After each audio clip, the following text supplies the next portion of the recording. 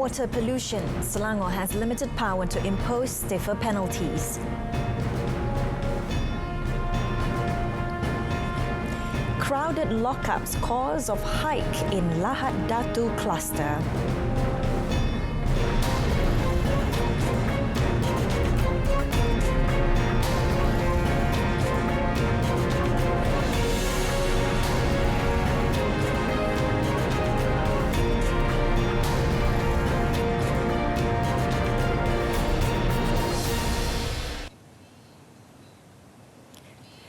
Thanks for choosing updates at noon on TV2 with me, Renee Fong.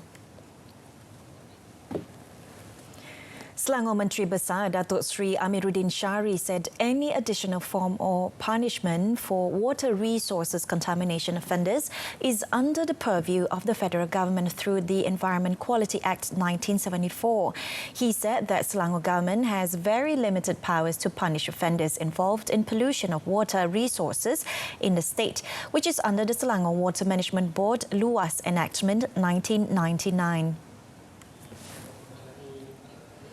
According to Datuk Seri Amiruddin, the Environment Quality Act 1974 has a much larger jurisdiction to increase penalties against environmental polluters, such as whipping or imprisonment, as well as seizure or forfeiture.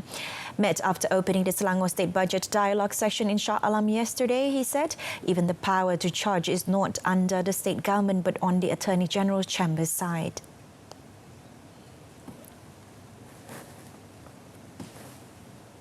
Kita hanya ada enakmen luas satu perkara saja, tetapi di bawah Akta Alam Sekitar sebenarnya mempunyai bidang kuasa yang jauh lebih luas dan sebagainya, dan pihak peguam negara dan sebagainya untuk ambil tindakan. He was commenting on calls from various parties who want stiffer punishment for environmental offenders by amending the existing act or enacting new laws. Last Friday, 4 water treatment plants at Sungai Selangor were forced to stop operation due to odor pollution in the Sungai Gong industrial area in Rawang that has led to unscheduled water supply disruption for 1.2 million water account holders in Klang Valley. The factory at the centre of the Sungai Gong pollution has been operating since 2014 without any licence or permission from the Selayang Municipal Council, MPS. Based on MPS data, the factory management had not made any application for licence since 2014. MPS Corporate Department Director Muhammad Zin Maswat said the local authority had also advised the factory twice to apply for a licence after it was found operating in the past 6 years without any proper documentation. Adalah menjadi tanggungjawab pemilik lah. Apabila menerima notis daripada majlis, mereka hendaklah mematuhilah kita punya notis, dan kita dapati pihak kilang ni gagal untuk mematuhi notis pertama yang kita berikan pada bulan Mac yang lepas lah, di mana mereka langsung tidak menghantar sebarang permohonan untuk menjalankan perniagaan. On Thursday, Air Selangor stopped the operations at its Sungai Selangor Water Treatment Plant Phases 1, 2 and 3 and the Rantau Panjang Water Treatment Plant due to industrial effluent pollution in Sungai Gong, Rawang. The pollution was detected flowing from the factory into Sungai Gong, a tributary of Sungai Selangor. The restoration of water supply to over 1.2 million water account holders in 1,292 areas in Klang Valley has since proceeded smoothly, and full restoration is expected by Wednesday. Meanwhile, the Selayang Magistrates Court yesterday ordered 2 factory workers to be remanded for 6 days for investigation into the pollution of Sungai Gong in Rawang that disrupted piped water supply over the past 4 days. Magistrate Nik Muhammad Fadli Nik Azlan issued the remand order against the 2 men, aged 20 and 57, over the pollution of the river. Sungai Gong is a tributary of Sungai Sembah, which flows into Sungai Selangor that supplies water to 4 treatment plants, which had to be shut down once the pollution was detected on 3rd September. The 2 men were brought to the Selayang Courts complex at 9:15 a.m. yesterday after being arrested at a premise in Jalan Batu Arang, Rawang on Saturday. They are being held for investigation in accordance with Section 430 of the Penal Code for allegedly committing mischief by causing a diminution in the supply of water water for agricultural purposes, or for food or drink for human beings, or for animals. This section provides for a jail term of between 5 and 30 years, or a fine, or both upon conviction. On 5th September, 4 factory managers, all brothers, aged between 50 and 60, were remanded for 6 days up to Thursday over the same issue. Yang di-Pertuan Agong Al-Sultan Abdullah Riayatuddin Al-Mustafa Billah Shah has described the Sungai Gong water pollution incident, which caused a major water disruption affecting approximately 5 million people in the Klang Valley, as an irresponsible action that caused harm to the people. While expressing his disappointment over the incident, His Majesty decreed that those involved in causing the pollution to be taken to court and, if convicted, be punished with heavier penalties. Comptroller of the Royal Household of Istana Negara, Datuk Ahmad Fadil Shamsuddin, in a statement said that Al-Sultan Abdullah, who has been following the development of the incident from the first day of the unscheduled water disruption, is really concerned about the grievances and burden of the people facing the problem. He also said His Majesty has expressed sympathy to the people who had to queue up to get a pail of water every time the water supply is disrupted. His Majesty said the pollution case of Sungai Gong was a repeated case which not only affected the people but also the local economy, as many businesses had to cease operations due to the unscheduled water disruption. Apart from stern action, Al-Sultan Abdullah also called on the authorities, especially the Environment and Water Ministry, through the Department of Environment, to enhance monitoring and law enforcement to ensure such incident of river pollution would not recur. He said the King also expressed appreciation to Pengurusan Air Selangor Sungai Berhad and the relevant government agencies for their swift action to restore the water supply to the affected areas. Water supply has been fully restored to 1,156 areas in the Klang Valley as at 6:30 a.m. today. Air Selangor Sungai Berhad said the restoration is at 89.47% of the 1,292 areas experiencing water disruption since last Thursday. In a statement, Air Selangor said they are working on returning piped water supply to the remaining 136 areas in Klang, Shah Alam, Gombak, Petaling and Kuala Lumpur. Of the 7 regions listed by Air Selangor, only Hulu Selangor, Kuala Langat and Kuala Selangor have their water supply fully restored. Meanwhile, the restoration rate for the other areas are 85.02% in Kuala Lumpur, followed by Petaling with 95.72%, Gombak with 94.89%, as well as Klang and Shah Alam with 59.32%. Air Selangor also advised consumers against hoarding water and excessive usage to enable supply to be restored according to its schedule. It added that updates on the water situation can be accessed on Air Selangor's website as well as its Twitter, Facebook, Instagram. The water disruption affecting an estimated 1.2 million consumers in the Klang Valley started about 10:30 a.m. on 3rd September and has been attributed to the contamination of Sungai Gong, affected 4 treatment plants in Selangor. The Health Ministry has explained that the Benteng Lahad Datu COVID-19 cluster in Sabah emerged due to the cramped and crowded condition of lockups that allowed infections to spread rapidly. In a statement, Health Director General Tan Sri Dr. Nur Hisham Abdullah said a total of 66 patients tested positive for the virus, involving 64 convicts, a prison officer and his nephew. Tan Sri Dr. Nur Hisham said the source of the cluster was traced back to the arrests of 2 undocumented migrants who were then held in police custody at the Lahad Datu Police Headquarters on 24th August. He said both inmates tested positive for COVID-19 on August 31st and were admitted to Lahad Datu Hospital for treatment. He explained that based on the risk analysis performed, the transmission of COVID-19 for this cluster was due to the cramped and crowded lockup quarters where it was difficult to observe the physical distancing rule. The Health Director General added that 1,404 people, including inmates, prison staff, family members, police officers and government agency officers, have been screened through the Ministry's active case detection and close contact screening measures. The cluster involved 2 districts of Lahad Datu and Tawau in Sabah, of which 30 Malaysians and 36 non-Malaysians have so far tested positive. Meanwhile, the Health Ministry has discovered another COVID-19 cluster dubbed Sungai cluster in a medical centre in Kedah. Tan Sri Dr. Noor Hisham explained that the index case is a staff at the medical centre who had failed to seek medical attention despite being symptomatic since 30th August. Tan Sri Dr. Noor Hisham said a subsequent COVID-19 screening conducted on 5th September had then returned positive results. He said the second case in the cluster also involved another staff at the same medical centre who was a close contact of the index case. The Health DG said both patients have been admitted to Sultanah Bahiyah Hospital, Alostar, to be isolated and treated. Following the emergence of the new cluster, Tan Sri Dr. Noor Hisham said active case detection and close contact screenings are being performed, with 57 people screened as of yesterday. 2 were the aforementioned positive cases and 55 are awaiting their results.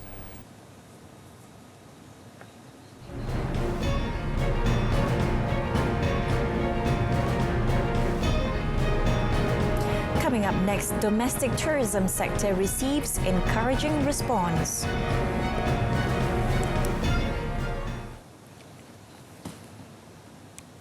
The domestic tourism sector is booming as the people have been choosing local spots as their travel destinations. Tourism, Arts and Culture Minister Datuk Sri Nancy Shukri said rural destinations were also chosen as the main domestic tourism spots. Datuk Sri Nancy said due to this, she hoped for all tourism industry players to play their roles in promoting their tourism products and boosting the local industry.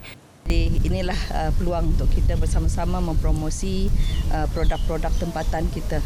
Kita menggalakkan pelancongan tempatan ini dan kita nampak ramai sudah mula untuk melancong secara domestik di banyak tempat. Tetapi ini adalah salah satu daripada produk yang boleh dilawati di Melaka ini. Datuk Sri Nancy also encouraged all industry players to apply the Penjana Tourism Scheme to improve the local tourism industry. The Energy and Natural Resources Ministry has proposed to develop Lenggong as the second national geopark in Perak. Its Minister Datuk Dr. Shamsul Anwar Nasara said the ministry is working to include the proposal in the 12th Malaysia Plan. Datuk Dr. Shamsul Anwar said the development of the Lenggong Geopark would complement and strengthen the recognition of Lenggong as a World Heritage Site by UNESCO. Lenggong Geopark ini adalah pelengkap ke arah memperkukuhkan lenggong tapak pasar dunia itu. Dari segi pemeliharaan, menjaga kawasan-kawasan yang penting, tapak-tapak penting dalam Geopark itu akan juga dibantu di sini. Jadi saya yakin dalam pertengahan tahun 2021 kita akan pergi ke rapat Lenggong Geopark kebangsaan. Datuk Dr. Shamsul Anwar said the Lenggong Geopark was developed after the Kinta Geopark in Ipoh and other geoparks in Langkawi and Jerai in Kedah, and also the one in Perlis. Earlier in his speech, Datuk Dr. Shamsul Anwar said development of the geopark did not hinder activities involving natural resources such as mining and logging, but these needed to be closely monitored and controlled by the authorities. He added that this development will also have an impact on the local economy involving goods or services offered by homestay, food and transport operators, tour guides and handicraft producers. As the moratorium loan deferment period is coming to an end, Bank Islam Malaysia Berhad said it has already identified and contacted the customers who lost their jobs or had their salary reduced as a result of the movement control order. Its Chief Executive Officer, Muhammad Muazzam Muhammad, said the bank had also opened up various channels and simplified their procedures for customers who are still in need of further assistance. However, according to Muazzam, the number that had responded is very small. To date, he said the bank only saw about 12,000 applications for moratorium extension, which was much lower than anticipated, and expect more to come forward towards the end of September. Our message, our call to our customers to say, please come. If you are affected, kriteria tu kita dah cakap, do come forward. Approach us, fill up the form or respond to the SMS yang kita kata, answer the call that we made to, or even voluntarily, approach us, and then kita akan proses. Okay. Internally,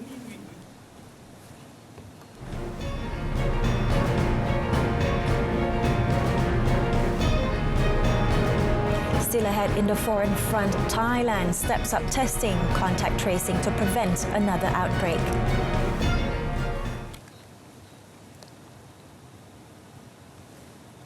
Despite being without any local transmissions for more than 100 days, Thailand is stepping up COVID-19 testing and contact tracing to prevent another wave of outbreak after a 37-year-old disc jockey, DJ, arrested for a drug offence, tested positive for the virus.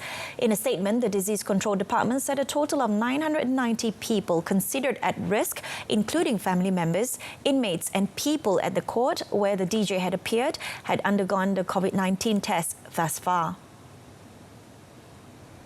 Of the number, 118 people are deemed as high risk, 856 classified as low risk, while another 16 are under investigation.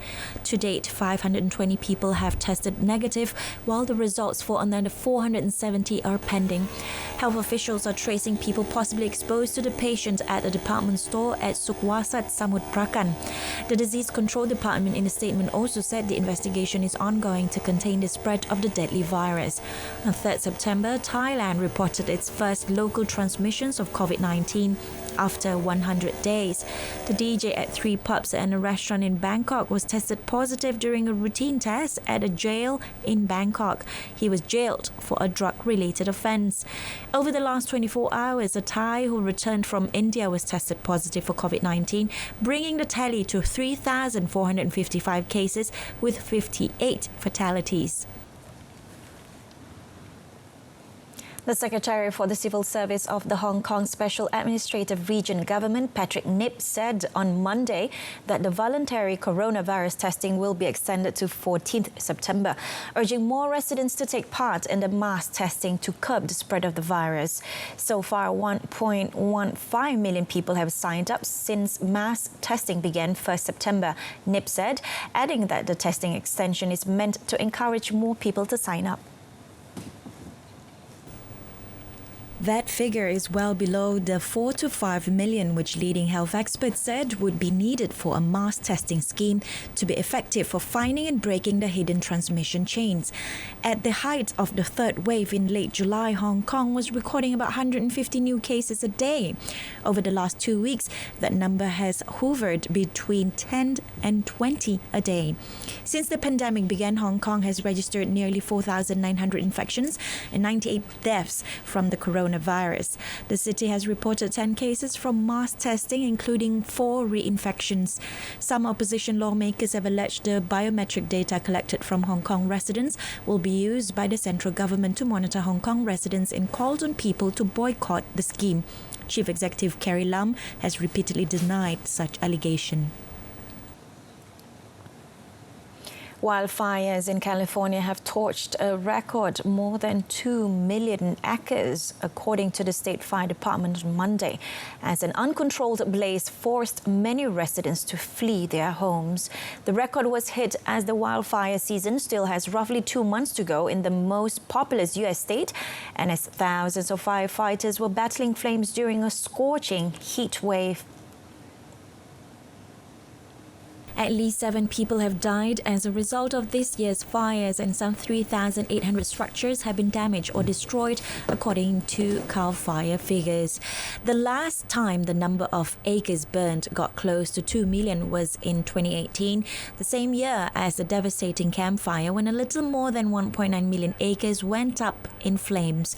The fire department in a tweet said more than 14,100 firefighters were battling 24 different wildfires as of Monday afternoon. Among those blazes was the creek fire, which started on Friday in steep and rugged terrain, has so far spread to 78,790 acres and is 0% contained, according to CAL FIRE. Evacuation orders were in effect throughout Southern California on Monday afternoon. In Northern California, more than 200 people were airlifted to safety over the weekend after a fast-moving wildfire trapped them near the Mammoth Pool Reservoir, northeast of Fresno.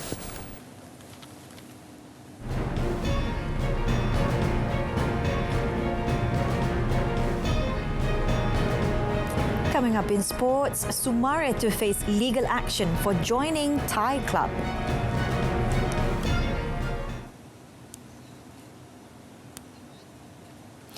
Tokyo Paralympic-bound swimmers Noor Shaiful Zulkifli and Brenda Anela Larry will get the rare chance to splash it out with their able-bodied counterparts.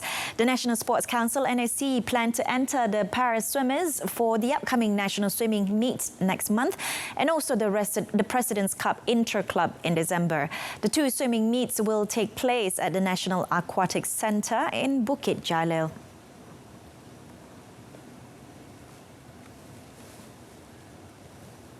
Said the two meets are in the pipeline and would follow the standard operating procedures set in place under the Recovery Movement Control Order. Untuk Saiful, kita akan cuba untuk mencari rakan sparring beliau yang bersesuaian dengan prestasi beliau. Menyenaraikan beberapa nama supaya dapat melakukan latihan supaya meneruskan momentum tersebut. Met after a working committee meeting yesterday, Suhardi said both Shaiful and Brenda must be competition ready as they have already qualified for the Tokyo Paralympics next year. They will be making their Paralympic debuts in Tokyo. Shaiful earned substantial ranking points towards Tokyo Paralympics following his historic performance at the World Para-Swimming Championships in London last year, where he bagged a bronze in the 50-meter freestyle S5 final. Brenda, who is from Sabah, will swim in the women's S4 50 meters backstroke event in Tokyo. Pahang's one-away winger Mohamadu Sumare will be hauled to court after it was revealed that he may be joining Thai Premier League outfit Police Terror FC. The Thai club announced the move on their Facebook page yesterday, but it's far from a done deal if the Football Association of Pahang PFA have their way. Pahang team manager Datuk Sufian Awang said they would lodge a report to FIFA to stop the transfer and also file a complaint against Sumare for breach of contract to the Football Association of Malaysia (FAM). It is learned that Sumare has obtained his international transfer certificate (ITC) through FIFA after declaring his contract with PFA null and void. The 25-year-old has invoked clause 8.7 of his contract, which provides for termination of the contract for non-payment of salary. It also allows him to negotiate with any new club and to be released unconditionally on a free transfer. However, PFA claimed that they are willing to pay him, but Sumare has refused to accept the salary. PFA have a provision to object to the transfer before 10 days, and Datuk Sufian has confirmed that they will take legal action. Kylian Mbappe has been ruled out of France's Nations League game against World Cup runners-up Croatia on Tuesday after testing positive for COVID-19.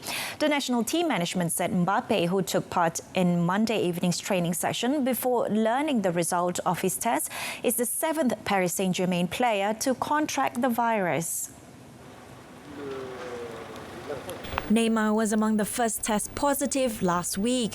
The French team management said Mbappe was set aside from the group after receiving the results at the end of training before returning to his home in the evening. Mbappe will also miss PSG's opening game of the Liga season against Lens on Thursday, along with 6 other teammates including Neymar and Argentine pair Angel Di Maria and Leandro Paredes. He could also sit out Sunday's clash with bitter rivals Marseille. According to the league's health protocol, a player who tests positive must self-isolate for 8 days. Mbappe is the 4th player to be withdrawn from the France squad following a positive COVID-19 test.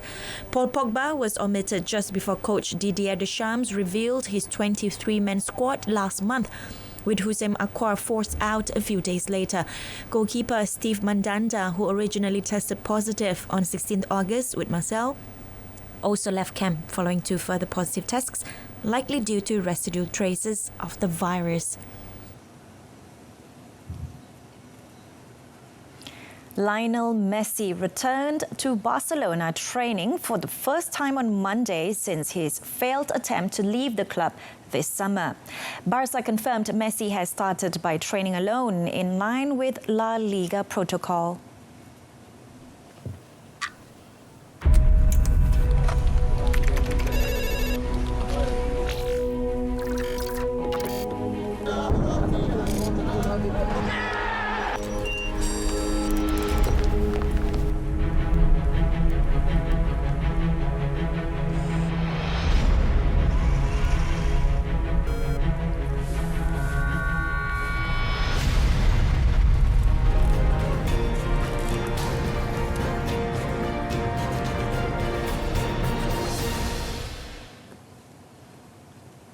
And that's it from us this afternoon. In our top story, water pollution. Selangor has limited power to impose stiffer penalties.